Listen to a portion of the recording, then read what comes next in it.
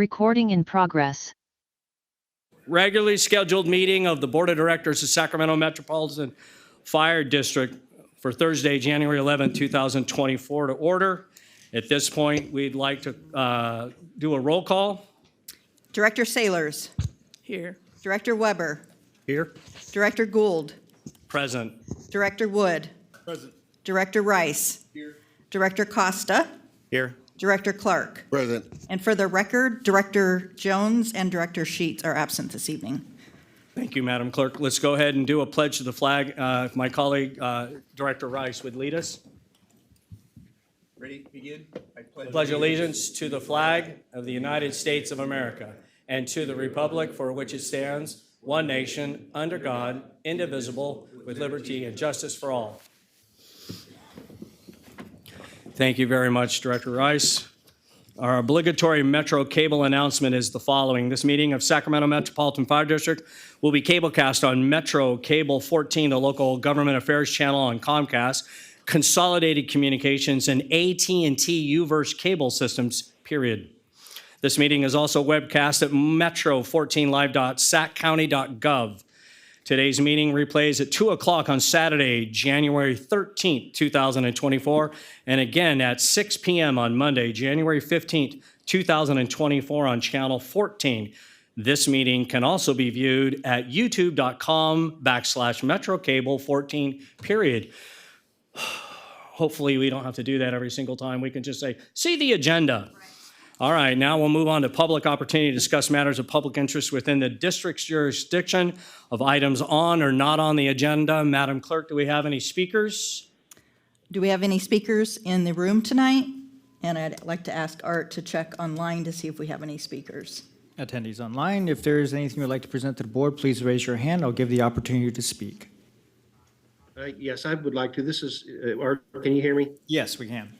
Yeah, this is John Lavra, General Counsel. Just like to let the board know that I'm here on a Zoom meeting. I am homesick with the flu this week, but wanted to let you know I'm here for the general meeting, and we'll be following up with you in closed session in a little bit. Thank you.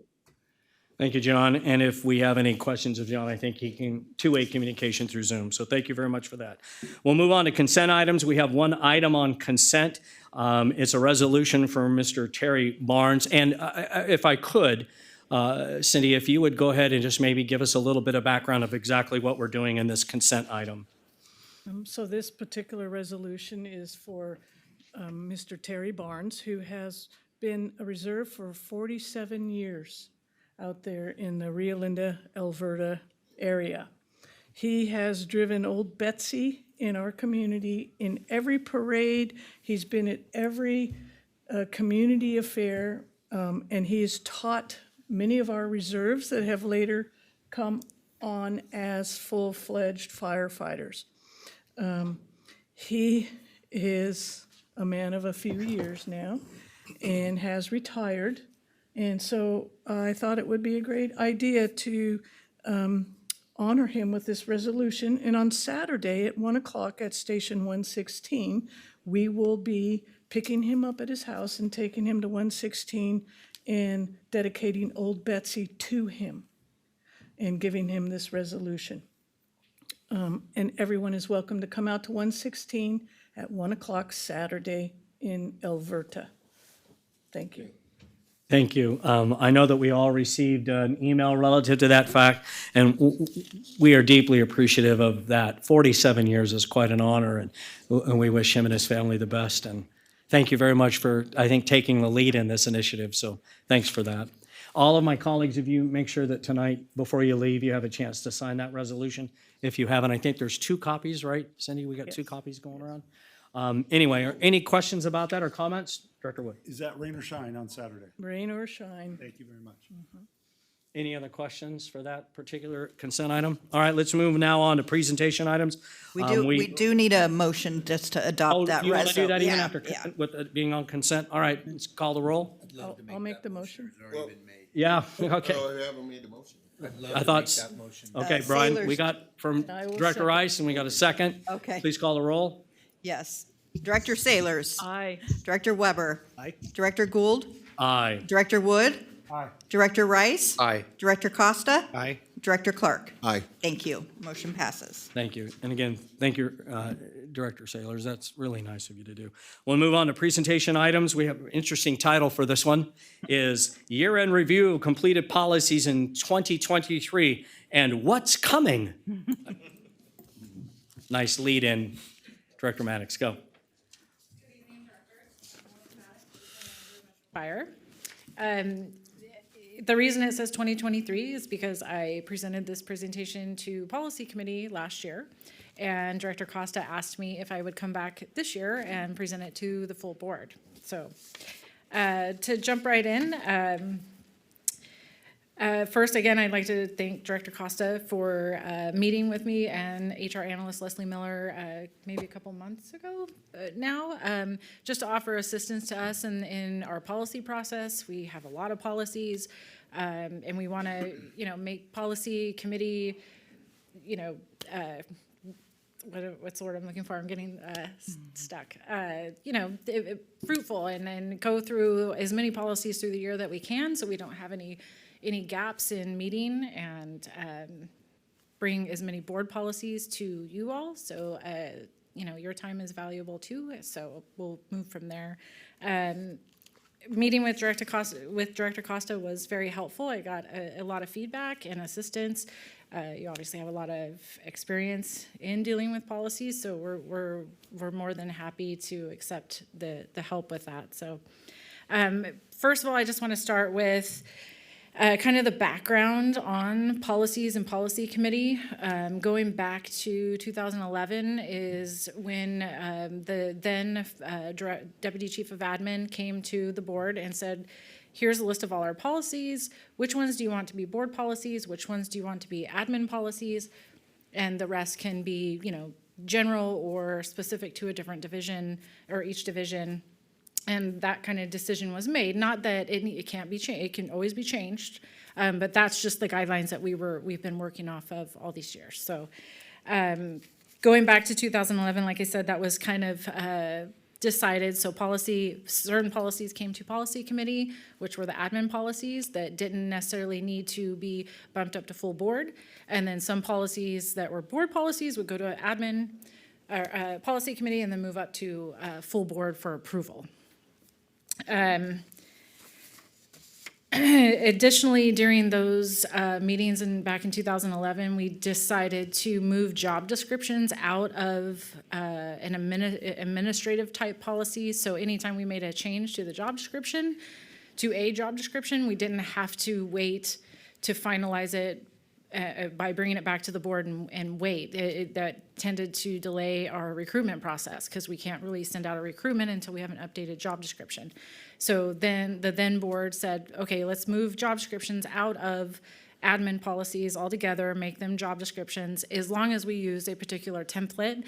And that's the same template that we use today. It's had a little tweaks here and there, but the template being not necessarily so important of what's on the template, it's just it being, because we can change it, it's just being consistent. We want all of our policies to look consistent and be legally, valid and all that, but we can change that too. But that's the template we've been working off of, and as long as we agreed to use that template, then we can make changes to job descriptions as we need to. The only caveat to that is if it's a represented position. We do work with 522 to make sure that they're okay with the changes. If it's a represented position and they sign off on it, we have a tracking sheet that we go through that has certain sign-offs. If it's a division manager, let's just say it's a logistics position, a logistics tech, we want to make sure the logistics manager is, usually they're the ones that are going to give us the changes as the manager. Make sure they're good with it. Whatever the deputy chief over that division, they sign off on it. And then we'll make sure if it's a represented position, 522 signs off on it. So, and then we can move forward on recruitments much faster that way.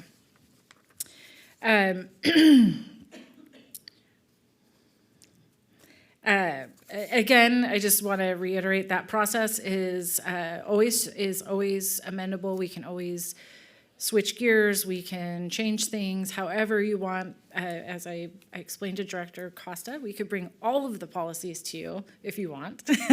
I don't know if you want that. Currently, we have about 37 board policies, 119 administrative policies, and about 70 job descriptions total. But last year, when we moved forward with this new policy, I wouldn't say new policy process, but just kind of meeting and making sure that we have a policy for every policy committee is our goal for 2024. I can't promise that's going to be the case because a lot of policies that we do bring to you, some of them are fairly simple. It's just changes for the law. There's changes in law. We notice a typo or that kind of thing. Those are easy, but some policies do require a lot of meet and confer with 522. For example, a sick leave policy or a drug use, not drug use policy, but any of those really sensitive policies do take a lot of time just to go through the meet and confer process. Not necessarily just that, it's the legal process. We want both attorneys to look at the policy to make sure it's legally sound. So sometimes some policies take longer than others to reach you for final approval. This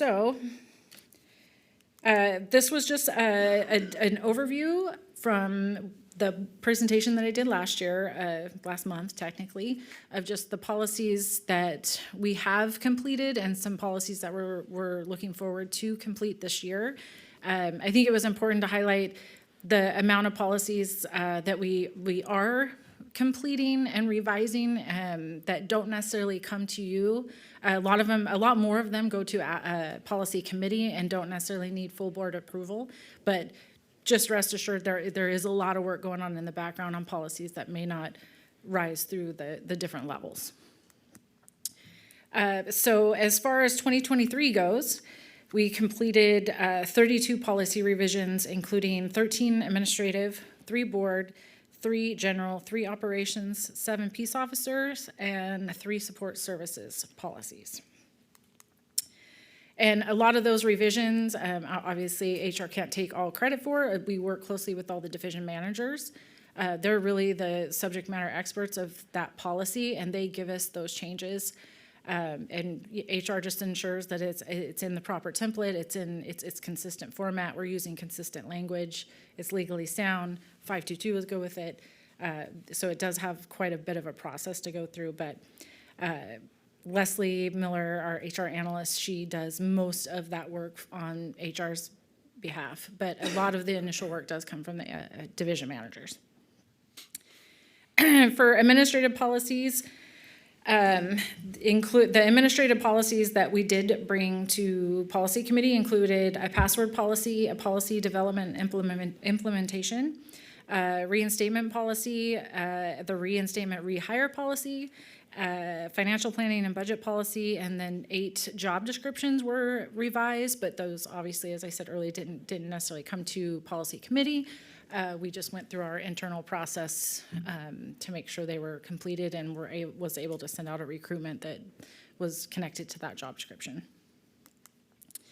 The board policies that we brought last year were the FMLA policy, the purchasing and contracting policy, and the meal and refreshment policy. I would say with the FMLA policy, you will probably see that one at least every year, if not multiple times a year, because those laws do change every year at least. And a lot of changes in other policies, such as sick leave laws, kind of has a trickle-down effect of affecting all the other policies that we already have in place. So while it may seem repetitive a lot of times, and there may be just a small minor change, this one is definitely one of the reoccurring policies that needs updates because of the laws and everything else that affects this policy when those policies are changed. Some policies that we have in process for next year, or for this year, I should say, for 2024. And I just had Art update my presentation because since I submitted this presentation, I had 2 more policies add to the list. So So for right now, we have 23 policies that are currently in process, and they technically were started back,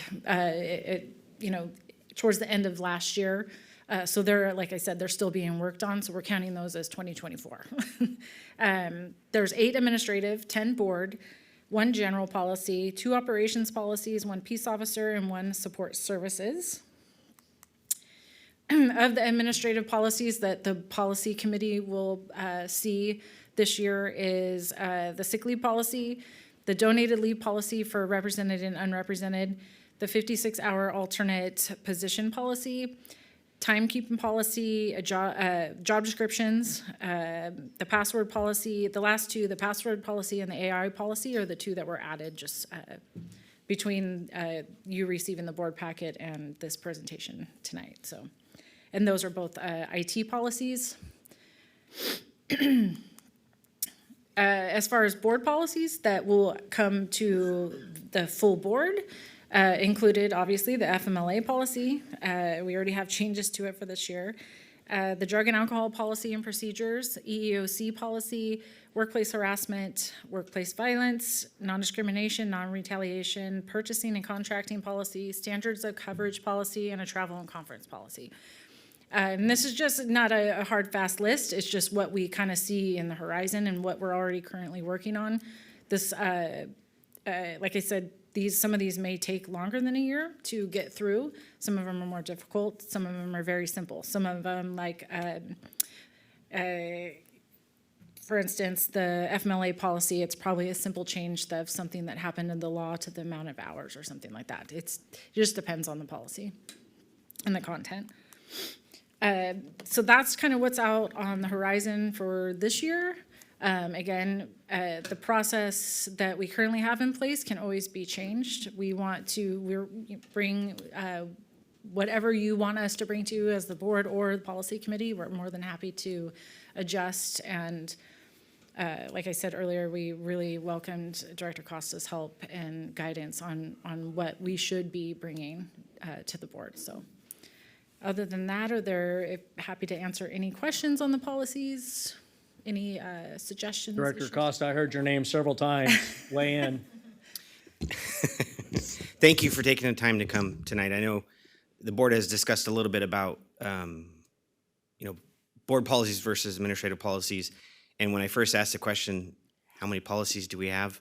I was blown away. And I mean, you and the staff done an amazing job. And thank you for taking the time to walk me through that. And, initially it was just trying to figure out what's the workload look like for the year for the policy committee, and making sure that we're looking at policies on a regular basis, acting on those policies, and then keeping the board apprised of that. And after we sat down and went through it, we talked about it's important for you to bring that to the policy committee kind of annual review. And then after seeing it, I thought, you got to bring this back to the board, because it was important for you guys to see just all the work that they're doing that, behind the scenes, and then just some of the work that's coming to us to review. So thank you for taking the time. I think this is very important just to give us a good organizational look at what you're doing. So thank you. Thank you. And that reminds me of something I forgot to mention because I wasn't reading my notes. That is a great point about what is the difference between an admin policy and a board policy. That's always been my big question. And for those of you that were at the Brown Act training last year, I had asked that question to, and they were attorneys, and I've still have never got a black and white answer, and there is no black and white answer, of course. I did talk to General Counsel Lavra, and he kind of gave me his thought process on it, with the caveat that it's in your discretion to bring all policies to the board if you want to. But in general, and I think this goes back to the direction back in 2011, was that basically a board policy, and this is a quote from Counsel Lavra, I hope you feel better. A board policy is a larger policy statement on certain subjects that cover all employees on matters over which the board wants to set the basic rules. A policy that they don't want to leave to the discretion of management. An admin policy is a policy which controls the specifics of day-to-day operations, which the board normally would not want control over, and which they want to leave to the discretion of management. So for an example, a board policy would be all employees who work more than 40 hours a week shall receive overtime. Versus an admin policy would be for all the employees who are working overtime, here are the guidelines for you to work overtime. Either you need to have it, approved prior, it needs to be 48 hours prior, it needs to have an explanation of what the overtime, that kind of thing, more of the procedural type things. So I thought that was a pretty good example. And again, it's kind of not a black and white answer, it's kind of in the gray. And so when we do have new policies that are brand new, that we are kind of in that gray area, we plan on bringing them to policy committee and getting your input and your direction on whether or not you want it to stay an admin policy, be a board policy, or you're good with it being a general policy. So thank you for saying that. I forgot to mention that. All right, any other questions? Thank you, Ms. Maddox. Thank you. Appreciate it. Thank you. Let's Thank now you. move on to action items for adopt a resolution pre-qualified shortlist, design, build entities. Ms. Castleberry, you're up. Good evening. Good evening, Board. Thank you for having me tonight. I am here with a request to approve the establishment of a pre-qualified shortlist of design-build entities in preparation for the next phase of our Zinfandel Phase 3 build-out. So as you recall, this board previously adopted a resolution by which the district would use a best value procurement in a design-build project delivery method for the Zinfandel Phase 3 project. And Public Contract Code outlines how that process needs to happen. So it's a two-step process. First, there is a pre-qualification process and a shortlisting process. And then those that are successfully added to the shortlist are then the ones eligible and invited to actually submit proposals for the completion of the project. So that is where we're at right now. We did receive 6 total statement of qualifications. And after a thorough review and evaluation and scoring process, that was quite lengthy. We have narrowed it down to 3 design-build entities. The number 3 was a recommendation from our consultant, our owner advisor, that we have recently contracted with, and also is recognized as a best practice by the Design Build Institute of America. That is because in this proposal process, moving forward, what we'll be asking the proposers for is actually a schematic level design. So we'll be receiving schematic level designs that we will get to evaluate and choose from on which one will best meet our needs. So with that in mind, it's a lot of work to review that and go through all the technical requirements, all of the proprietary meetings with those proposers. And 3 seems to be the number that is a manageable number for the evaluators and also a manageable number given the workload that it takes. The more people you have proposing, the less chance someone is of being successful. So if you want to have a really good proposal out there and the work put in by a design build entity, it's better to have a smaller group where they have a larger chance of being successful. So that is where we're at. Once this list is approved by you, we'll be moving to our RFP process. It is our intent to release that RFP early next month. And then that will begin the proposal and evaluation process there. I think in April is when we're targeted to have those proposals due.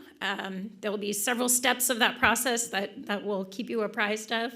And ultimately, our intent would be to bring a design build contract for your approval in early June.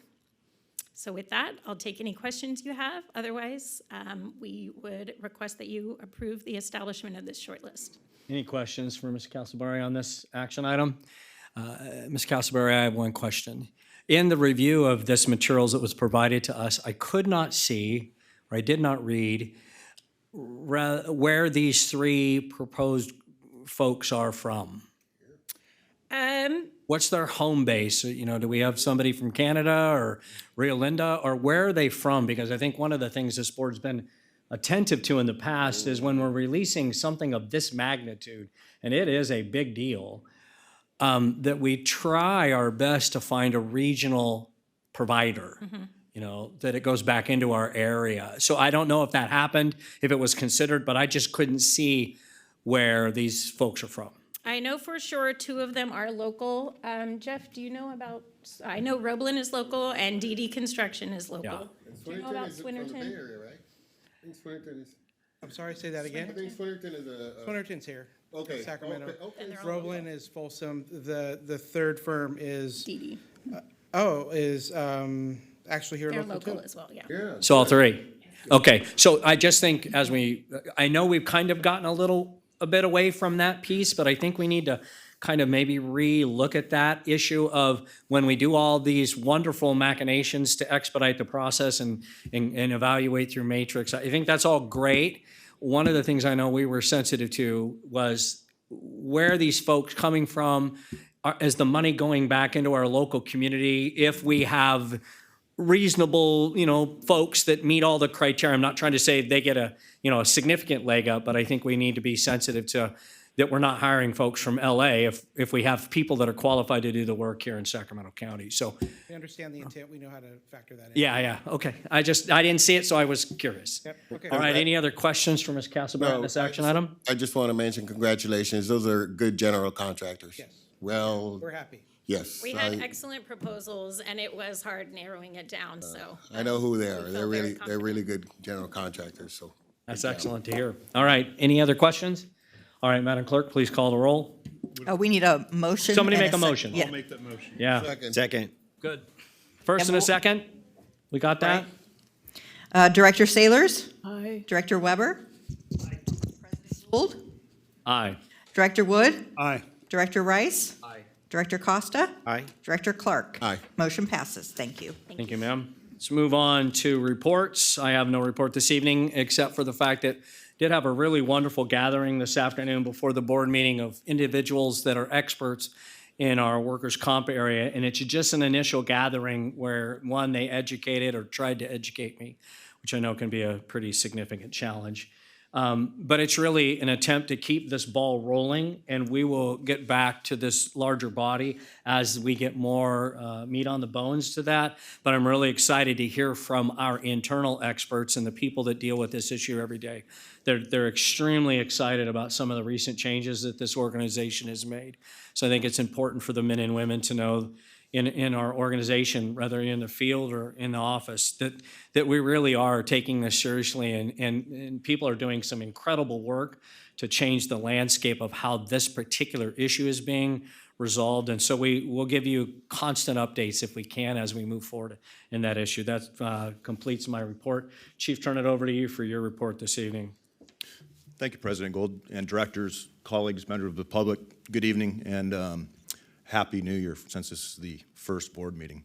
I look forward to a great 2024. I couldn't be more proud to sit up here. I can't believe it's already been a little over 6 months, and you led in right into what I hear, if not on a daily basis, but on a weekly basis, quite frequently from outside agencies, other fire departments, members going through events, is I could not be more proud of the men and women that work here. They are great. They do great things, and they truly care.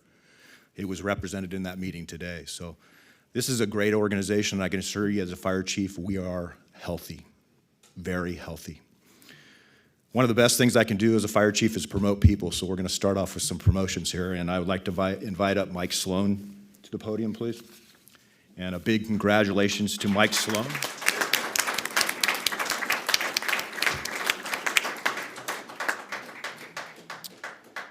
A big congratulations to Mike Sloan, who was appointed to battalion chief on January 2nd, 2024. He's Battalion 9 on the C shift. And Mike's going to give you a little bit of his history and who he is. Congratulations, Mike. Thank you. Appreciate it. It's been a great honor to get promoted in that position, and I look forward to it. My family's been around the fire service for 4 generations. My great-grandparents were both officers in Oakland and Berkeley. My grandfather was the fire chief of Oakland in the 50s and 60s. My father was a battalion chief. I had an uncle who was another chief, and just throughout the areas. And then I got 3 brothers that are 2 are working in Oakland and 1 here at Sacramento. So the fire service has been really a great great source for all of us to stay involved with the community and to be involved with the different great people that we work with. And so I'm very fortunate. I got a great wife that's very supportive of me, and I got identical twins that are very young, and and so that keeps me going. I did most of my career. I worked actually with Chief Rice and Bob Weber at Station 21, and it was a great time. Learned a lot, and it's been a great ride so far, and I look forward to it going forward. Thank you, Mike, and congratulations again.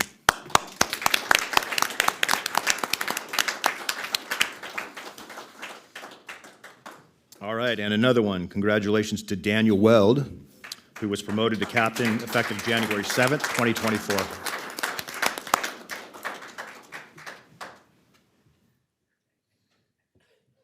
Thank you, Chief. Hi, I'm Daniel Weld. I've been working here for 9 years now. I'm actually a proponent or a initial starter of the single role program, which we now call the Metro Medic program. So I started as a EMT, which is our lowest rank in the line personnel, and have now risen to the rank of captain. So I'm a big proponent of that. It works. So anything we can do to keep pushing that program, I'm a big fan of it.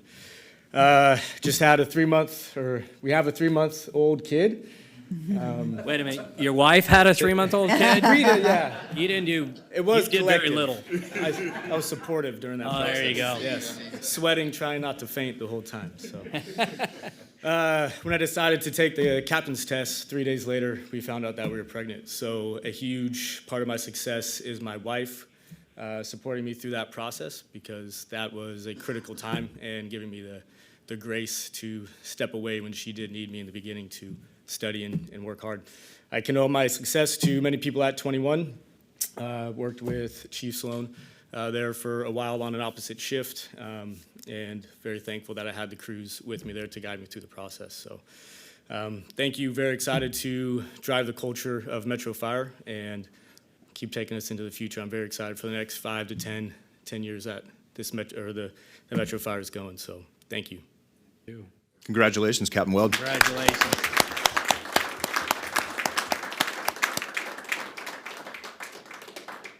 A big congratulations to Mike Johnson, who was appointed to Assistant Chief, Shift Commander on C Shift, effective January 3rd. Mike could not be here tonight, but I'll get him here another night for you. Congratulations to Tom Koshoni, who was appointed to Battalion Chief, Battalion 5 C Shift, effective January 14th, 2024. He could not be here also tonight. Congratulations to Adam Swartz, who was promoted to Captain, effective January 14th, 2024. His pinning was today, and I know he's here, so I welcome you up to the podium, sir.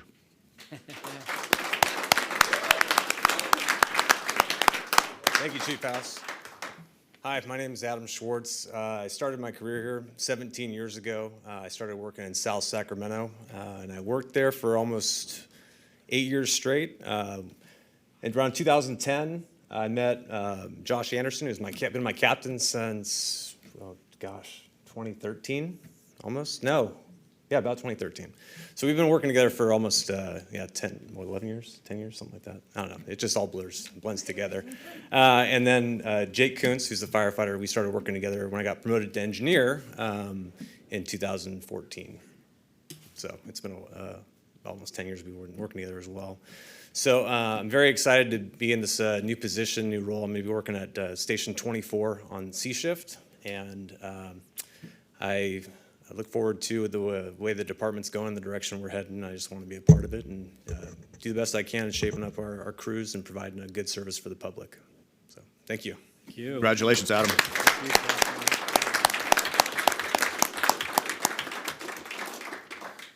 And congratulations to Katie Trimble, who's promoted to captain effective January 14th. Great way to start the year with a lot of good promotions, great quality people who will be effective leaders for this organization. So congratulations to all you again. Sure.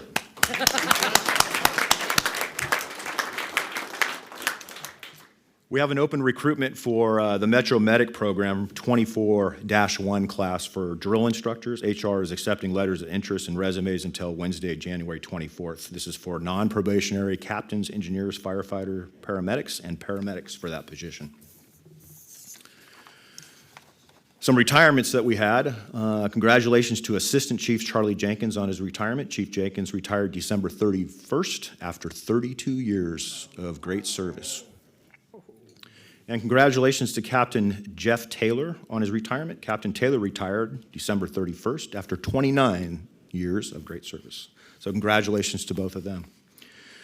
You heard about earlier the dedication to Terry Barnes. I just want to have a reminder for everybody's calendar. That's a significant event, 47 years of excellent service, dedication to not only our agency, but to the public, and he exemplifies leadership, care, and compassion.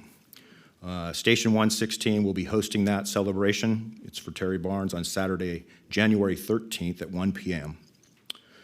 On Saturday, January 6th, Station 26 hosted a very fruitful open house, and thank you, Director Wood, for attending. We also had the high school, Nexter High School coach there and the whole football team that wore plastic fire helmets and brought their parents over. The outcome of that open house was not only successful from just an open house component, but the football team is going to start doing their pre-football meals there again at that station and hosted, I think those are always Friday nights. But that is another example of ripping off that COVID Band-Aid that we're suffering from. So with a heavy heart that I have to announce two people that passed away. Retired Captain and Board of Director Greg Valley passed away on December 6th. Greg was a member of Florin Fire District and retired as a captain. After retirement, he became a member of the Board of Directors here for us. And Assistant Chief Melvin D. Johnson passed away on December 17th. Melvin retired from Rancho Cordova Fire in 1992 as an assistant chief. And at the end of the meeting, I'd ask for a moment of silence, President Gould. And we will have further details coming out on the announcement of their celebration of life and the events that will take place for both of them. We don't have any of those details as of yet. And unless you have any questions for me, once again, I am humbled and super excited and proud to be in this seat, and the amount of trust, not only from you as the board, but from all of our members. And we truly are a great organization, great organization. That's the end of my report, so thank you. Thank you, Chief. Appreciate that. Let's move on to operations report. Chief Mitchell. Oh, hold on. Oh, okay, Bob. All right, Chief, hold still. You're getting ready for a question. It's a softball. I wouldn't expect any different from Director Redwood. Going into the new year, I would ask that in a very near future meeting, if we could get an update on the service delivery phase 2 and 3, where we are on that, and where we're heading, projections, dates, that sort of thing, what you and your senior wizards are thinking. So I'd appreciate that. Absolutely. I can update you on that. We just met on that, executive staff and operations. Operations, I believe, by the first board meeting of February, we'll have a report back to you and what that direction looks like. And we've been working, once again, collaborative efforts with 522. And I think Sean will agree with that as he gives his presentation. So, thank you very much. Yep. Thank you, Bob. Appreciate it. Chief Mitchell, you're up. All right. Thank you, President Gould. Happy New Year, everybody. Good evening, Board of Directors, Chief House, colleagues, members of the public. Adam Mitchell, Operations Chief. I'm going to continue the prideful speech tonight and just say a few words before I bring up Chief Barthel. If you can start making your way up here to the podium, please. Tonight, we're going to do our first of a regular occurrence of a shift commander spotlight, make this a little bit more formalized. Okay. Chief Barthel is normally Battalion 9. Today, he, in Chief Farika's absence, who's off ill, is working as out-of-class shift commander, AC-24, covering the district. So for our first shift commander highlight, I bring up Chief Barthel.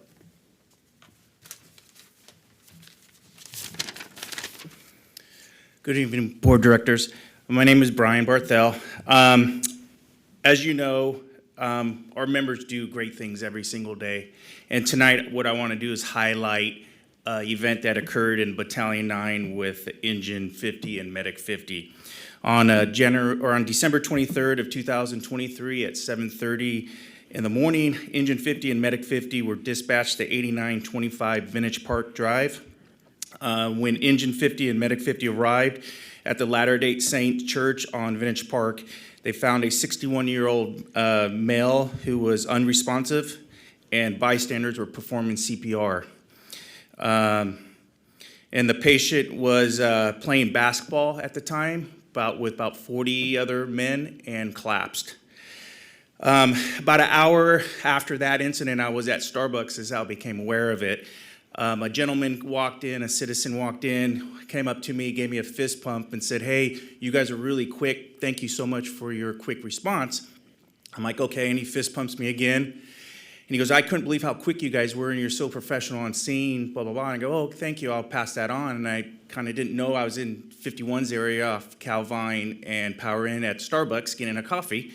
And so I was like, I don't know where he's talking about.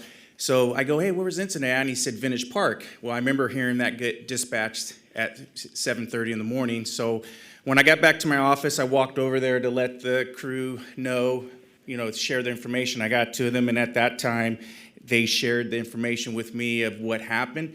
So I think it would be really important for you guys to hear from the crew of exactly what they did, because that patient left the hospital with no long-term deficits and made a full recovery. So I'd like to have Captain Gusinoff, Engineer Shakler, Firefighter Diab, Firefighter Davis, and Firefighter Schwartzman, who was actually the lead medic on that. So I'd like to hear from Captain Gusinoff. Good evening, board. My name is Mark Gusenov. I'm assigned to Station 50 on A shift. Do we have a translator? If one needs to go. Nice work. Just go slow. The reason we're here today is because here at Metro Fire, we're here for one reason only, is to provide a service. We don't know what the call is gonna be. The expectation is that we're gonna do our best to, to have a good outcome. Unfortunately, not every call has a good outcome. Here today, we wanna share an experience with you somewhat in detail. And it's not our success, it's Metro Fire's, because from dispatchers to public, to paramedics, to whoever transported doctors, legitimately it was a Christmas miracle, and it's really good to be part of that. I am proud to work with my team. In 6 months that I've been a captain, I've learned something, that if incident goes good, it's the team. If incident doesn't go good, it's me. So today we're not here to talk about me, we're here to talk about the team. That's pretty cool. Like my captain was saying, it was a team effort. My whole crew was there to support me the whole time, and I think the outcome is a testament to that. When we arrived on scene, the bystanders were doing CPR on this gentleman. They were doing fantastic bystander CPR. When we put him on the monitor, he's in a shockable rhythm. We were able to defibrillate, I believe, within a minute and a half of getting on scene, secure his airway, get him on a backboard, and continuing CPR pretty much instantaneously. And that's, again, with my amazing crew. Everyone knows what to do. I didn't even have to say anything. As lead paramedic, I barely have to direct them. They all know what to do. When we reassessed after 2 minutes of CPR, he was in a perfusing rhythm. We transported, and his condition just got better from there. By the time we got to the hospital, he had a good blood pressure. He was cracking jokes about his only complaint of pain was that he was losing the basketball game. Honestly, I've never experienced anything like that. I truly believe, like I said, it's my whole crew's ability to just jump on the incident, get everything that I needed to get done basically immediately, deliver the defibrillation, and the bystander CPR is the reason why there's such an amazing outcome. So I don't think it's anything that any other crew would have done differently. And I'm just really happy that he's going to be home with his family, no deficits, and can live a normal life, which is amazing. So that's really all I have. Wow. How old was the subject? The gentleman? 61. 61, okay. No Lucas? Yes. Lucas is also an amazing teammate. Doesn't get enough credit. Did my colleagues all hear that? Dr. Lucas was involved as well. And so we need to be thinking about that because Randy, when we lost Randy, there was a lot of initiative that was put in on Randy's part to get that going. And, frankly, I think it ought to be a standard piece of equipment on all of our rigs, but that's really great. What a wonderful story. Any questions for this illustrious group? I just like to have the captain come back up and keep talking. That's pretty fun. Me too. I love that stuff, right? Anything else for this wonderful group? Chief Mitchell, you got something equally as good? There's nothing that's going to beat that. Yeah, I was just going to say, For the you're not helping operations yourself. report, that's what it's all about. Exactly. They're doing fantastic work out there.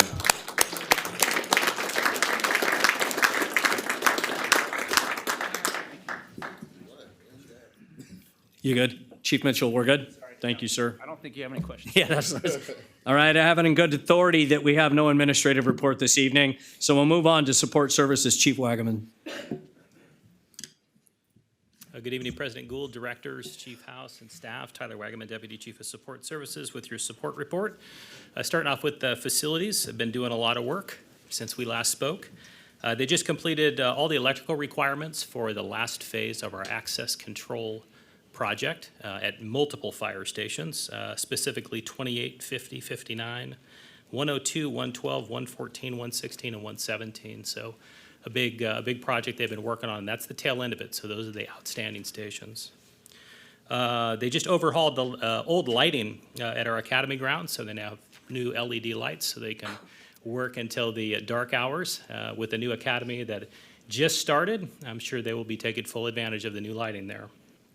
The retrofit project for our apparatus bay lighting is still underway. That has been years in the works, bringing stations up to Title 24 compliance, removing the old incandescent and fluorescent bulbs and moving them to LED. We're about 75% complete. We hope to get that done in the next couple of years. On the fleet front, first off, congratulations to Nick Rhodes and Cody Guinea, 10 years of dedication and service to Metro Fire. Fleet recently held interviews for the rank of fire mechanic. Fleet was ecstatic to find two very solid candidates through that process, and we hope to be employing them in the future. Fire mechanic Andrew Purcell, who is an active duty reservist, was deployed via the U.S. Armed Forces and will likely be deployed until late January.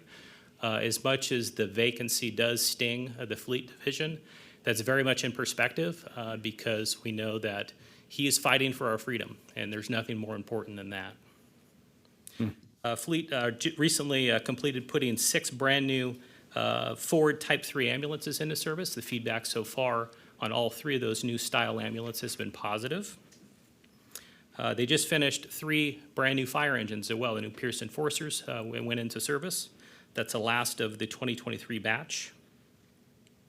The new power load gurney systems, the gurney separate from the actual power load systems, have all been installed in our ambulances, including the reserve fleet, another daunting project that recently got completed by our fleet division, as well as 2 new ambulances just arrived. These are remount ambulances. As previously mentioned, these are old boxes on new chassis. Saves us about $50,000 per vehicle. So it's been a very successful endeavor for us. We have 1 ambulance that has actually been remounted 3 times, so it is working and it's saving us money.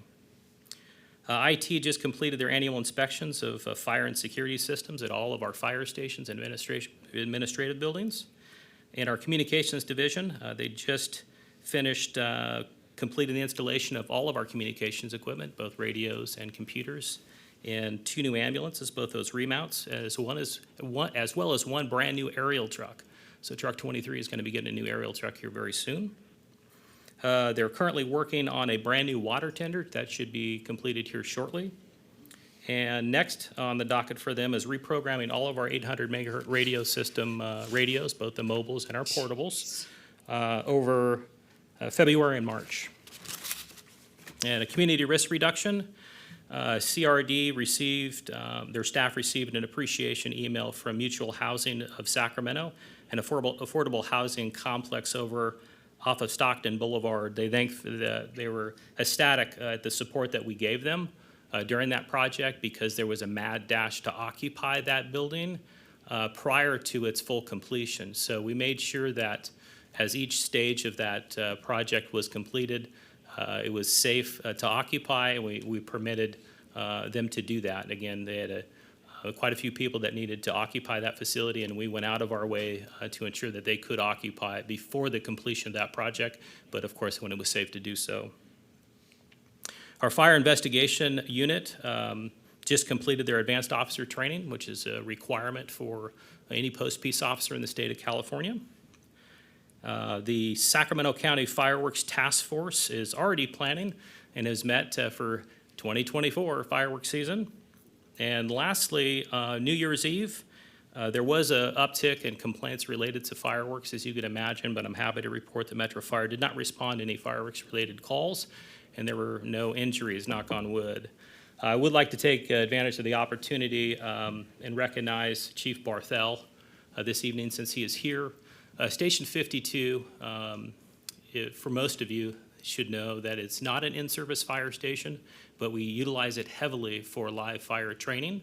And because we don't have staff there 24/7, it's a very challenging station to maintain. And usually a couple times a year, we throw an enormous amount of manpower at that station so it continues to look presentable. And I have to acknowledge Chief Barthel, Battalion 9, all the battalion chiefs there. Chief Barthel really did take the lead in putting together a plan to bring that station back to par, working with not only our own crews, logistics, facilities, Sacramento County Work Project. It was a daunting task. I have to commend him for his efforts on that. And we're still not done. Facilities is going to put a nice coat of paint on it and redo some of the landscaping, so it doesn't require as much effort in the years to come. So with that being said, that concludes my report, unless you have any questions for me. Thank you, Chief. Director Rice?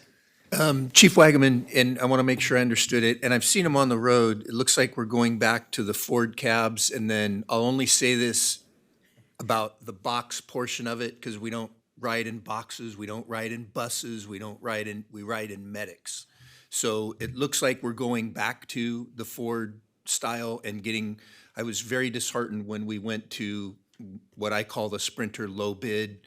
We don't have low bid employees. Why would we give them low bid equipment? So I commend you for going back to a piece of equipment that certainly is more stout and safer for our members to operate in. And the sooner we can get rid of all those Sprinters, the better. I hope that transition goes smoothly and quickly. And then secondarily, one thing that's always concerned me, and it goes back to Director or Melissa Maddox, I got to use the proper title, Director. HR Manager. On use of force, whether it's less than lethal or lethal, do we have the policies in place and our arson investigators fully protected? Because we all know when that happens, shut your mouth, don't say anything to anybody until you have representation. And do we follow the same template as a sheriff's office? And will we, God forbid that ever happens, but will we be in a position that our men and women, as well as the public, are protected, and that the process is protected? It's always worried me. Are we in the place that we need to be with that? So first off, we absolutely follow PBOR and process, right? And we hope to God that nothing ever significant happens with any of our peace officers. You saw before you tonight, as a part of the HR presentation, was that there were 7 law enforcement policies that were reviewed and approved by you. And that will likely continue. As you know, use of force and escalation of force is always under scrutiny, and changes are always being made. So we're always trying to work diligently to make sure that our peace officers are not only trained to adhere to that policy, but the policy is actually going to protect them as well. So it's a moving target, if you will, but we're going to continue to work on it. And if changes need to be made, we will make the change and make sure that our officers not only meet the policy, but are trained to do so. Thank you. Any other questions for Chief Wagaman? Sure sounds like we need to find some work for the support services people. Jeez. Thank you very much for that report. That was great. Let's go to Local 522. Vice President Schollard.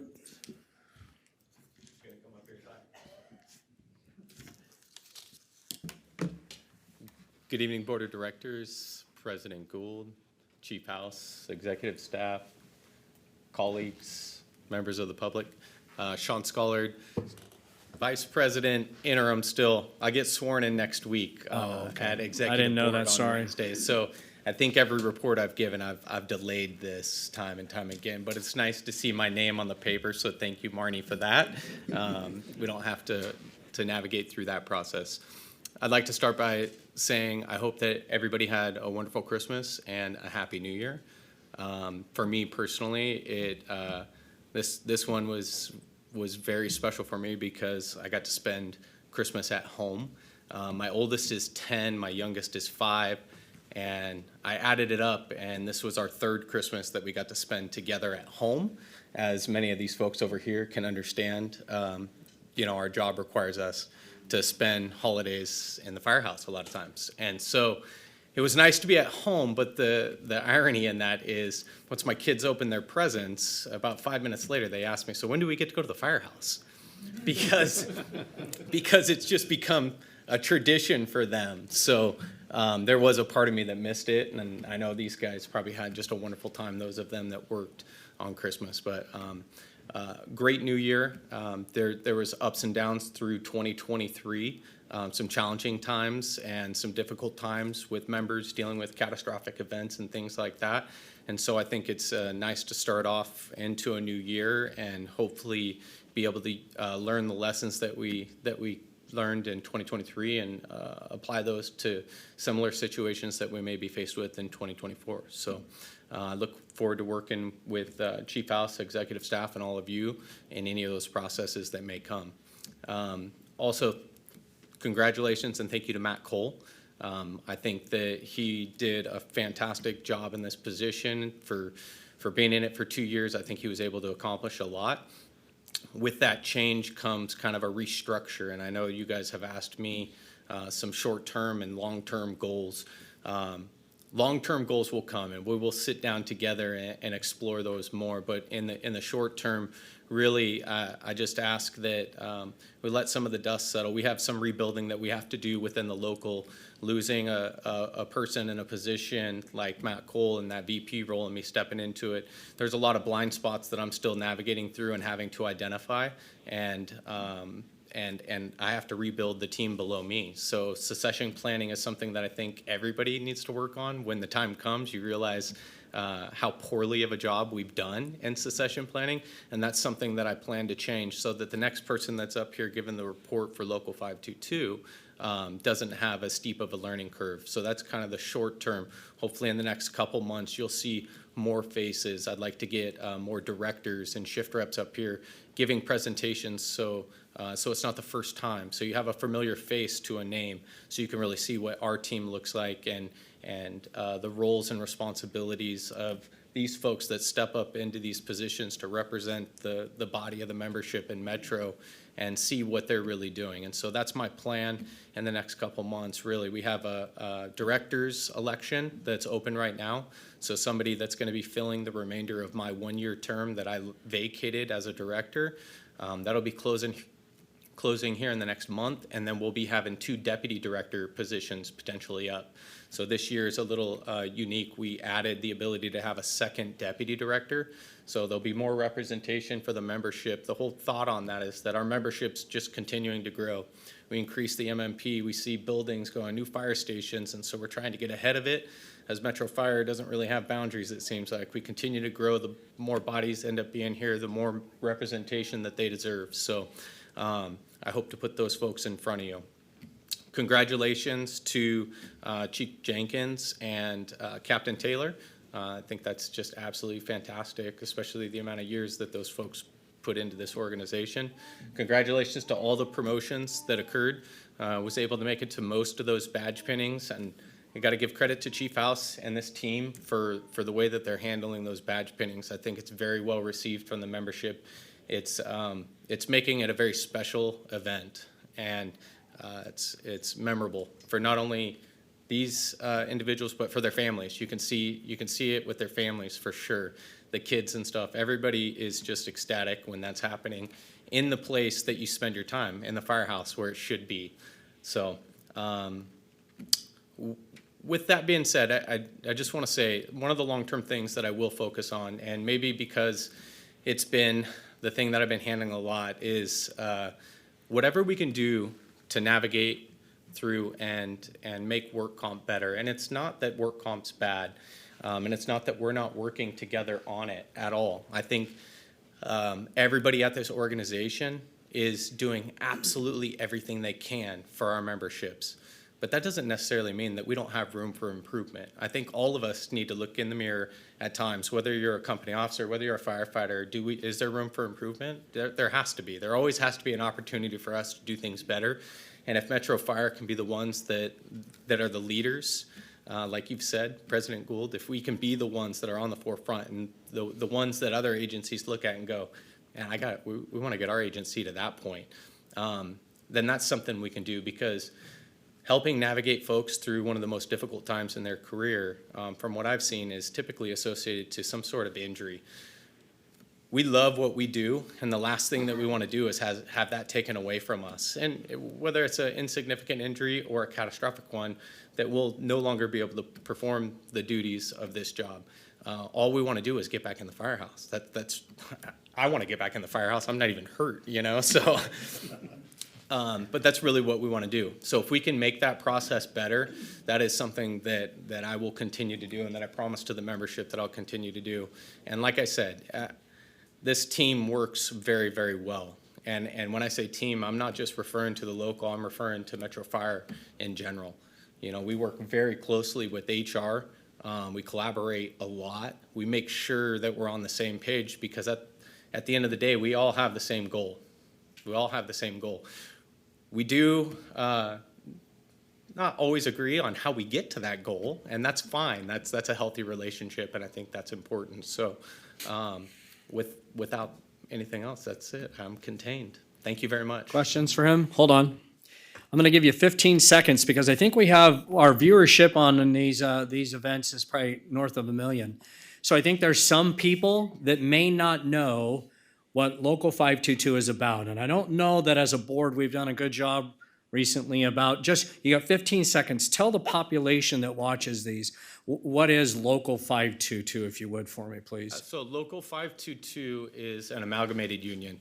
That means that we don't just we're not just the representing body of Metro Fire, but the body that represents all of the fire agencies within the region, including some outside of Sacramento County. We've gotten into Placer County with Lincoln and South Placer most recently are the newest additions. The importance of Local 522 and being an amalgamated union is that we have strength in numbers. And many years ago, we decided to put everybody together so that we could be stronger.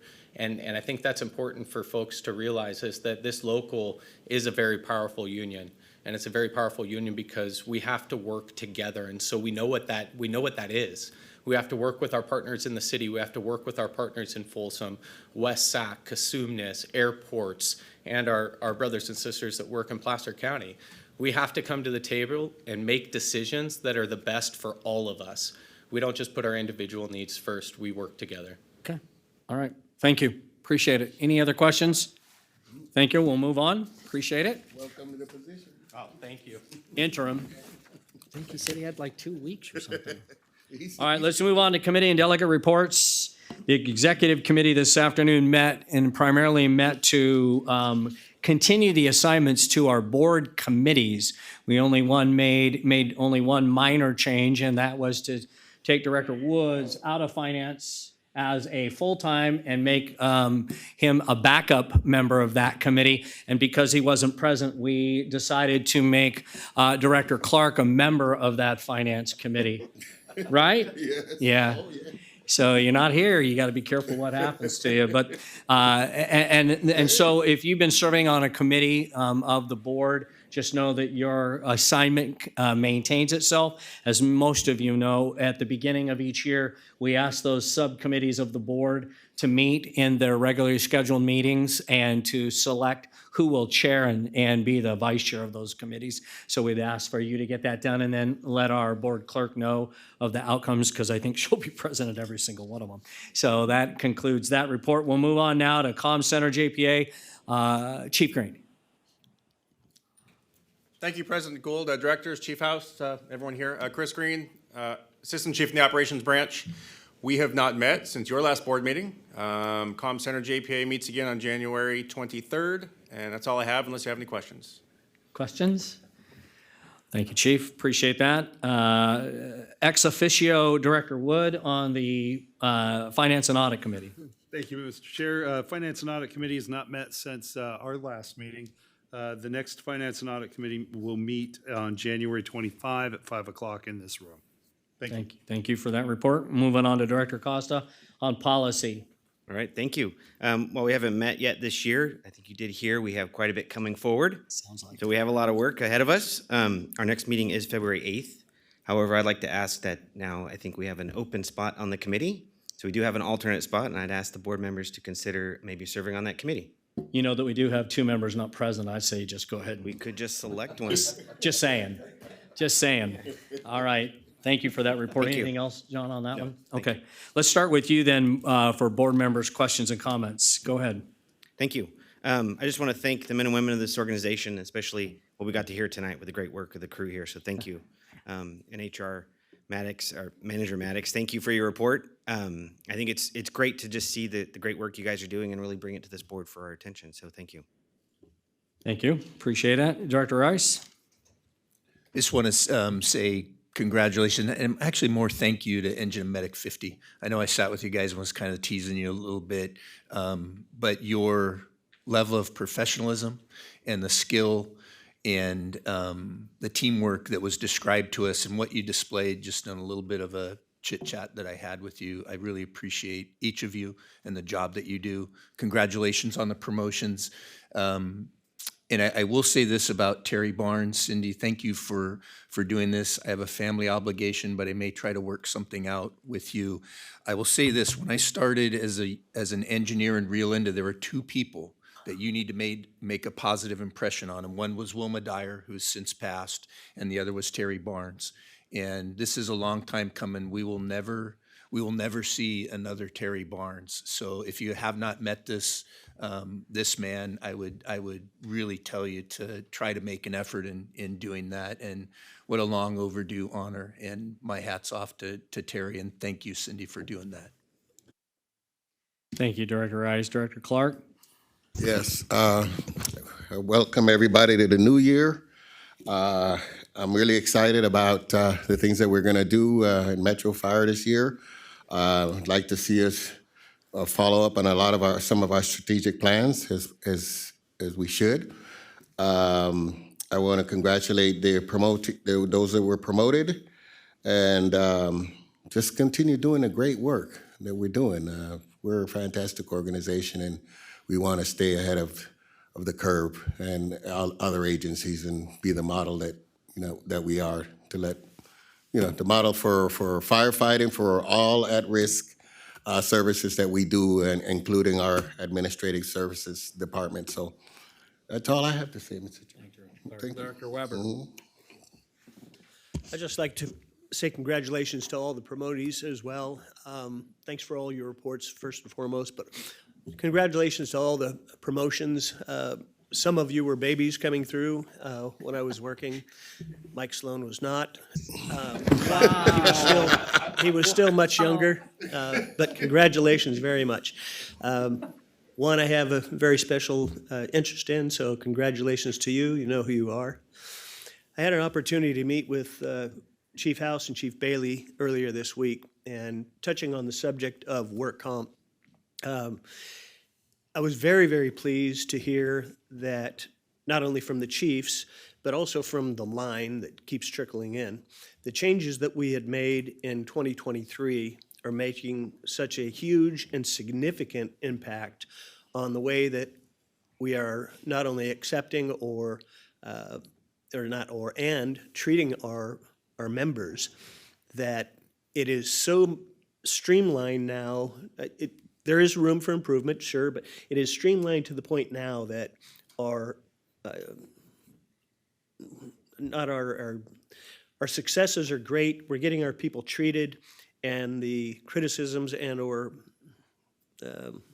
failures, I guess I'm trying to say, is it's significant on both ends. And so I'm thankful for yourself, all of the officers and everybody that worked on this program throughout 23 and will continue to work on this to make sure our members are getting treated, but most importantly are treated with dignity and respect. So I thank everybody and that's just one of many things that we have done in 2023. So I'd like to say thanks to the entire team, and that goes to yourself all the way down to the MMP. So thank you, everybody. Thank you, Director Weber. Director Sailors. First off, I want to turn this on so people might hear me.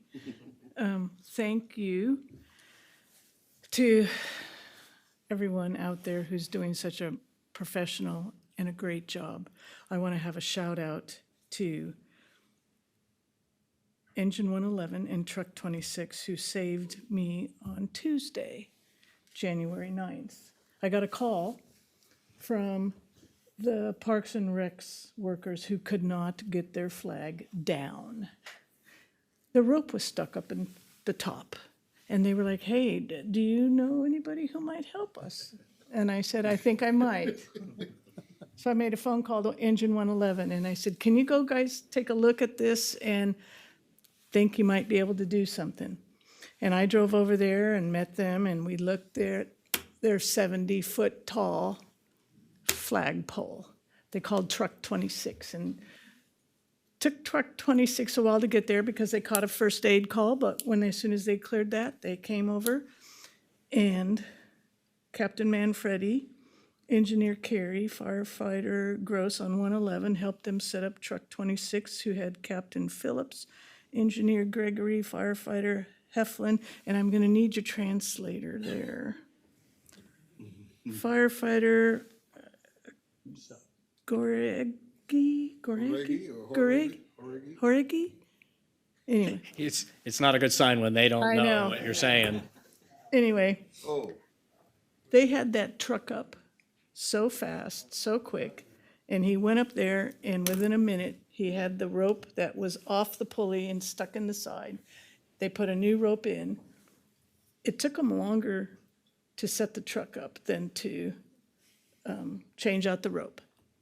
The Parks Department now has a new flag flying and a new rope on the flagpole, and it was a great day. So I just want to have that shout out to them for saving, and now they can fly the flag again. They can put it up, they can take it down, because we love our flags because they remind us of what we're doing out there. Thank you, everyone. Thank you for your presentations tonight. Stay safe out there. Stay warm. It's cold out there. And we'll see you Saturday, Station 116 at 1 o'clock. Thank you. Thank you, Director Sailors. I have a question. Is that the one on Alberta? Yes, at Alberta in the corner of Elwyn, or Oh, it yeah. changes its name to Rio Linda on the I north know side. it well. I got lost out there. Remember the last time?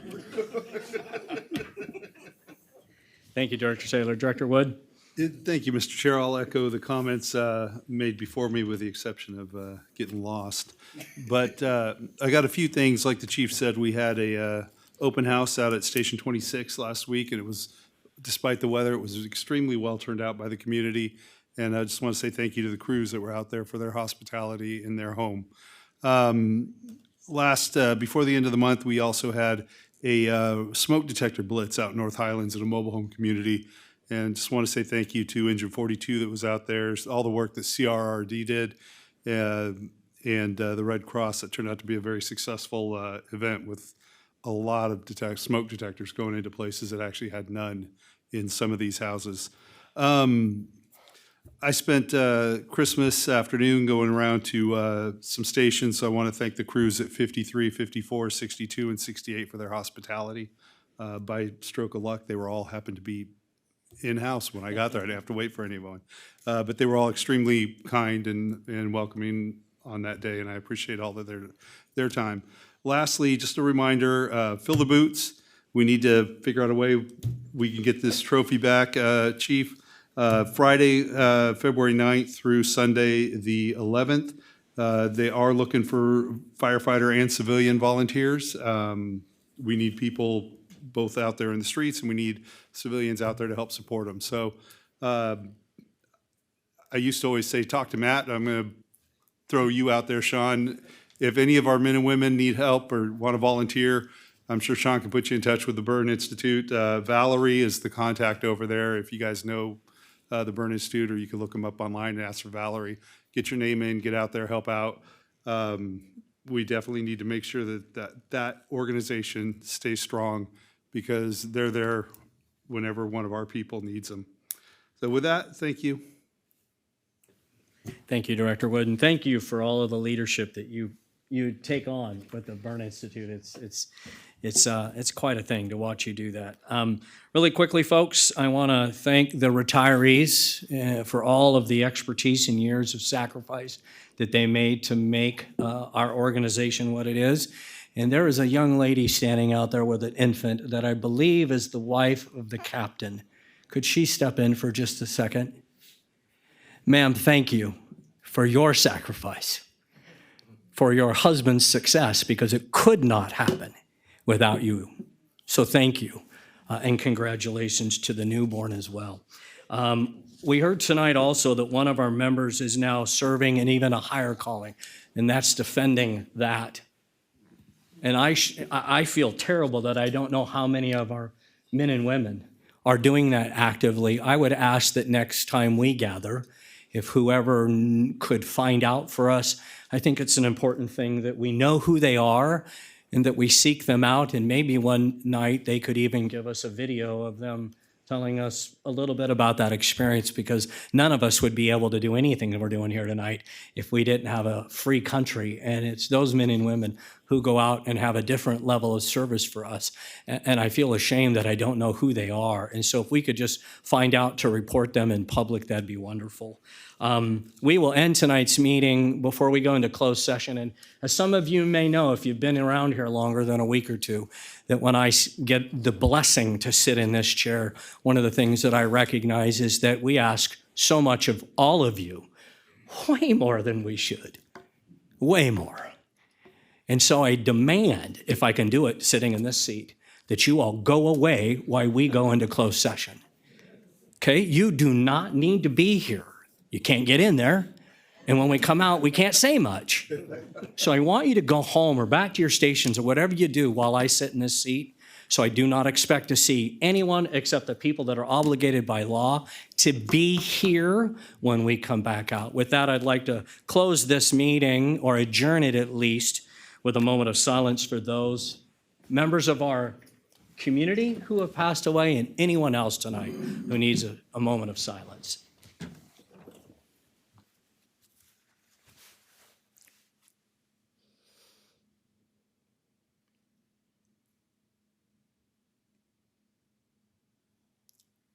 This meeting stands adjourned.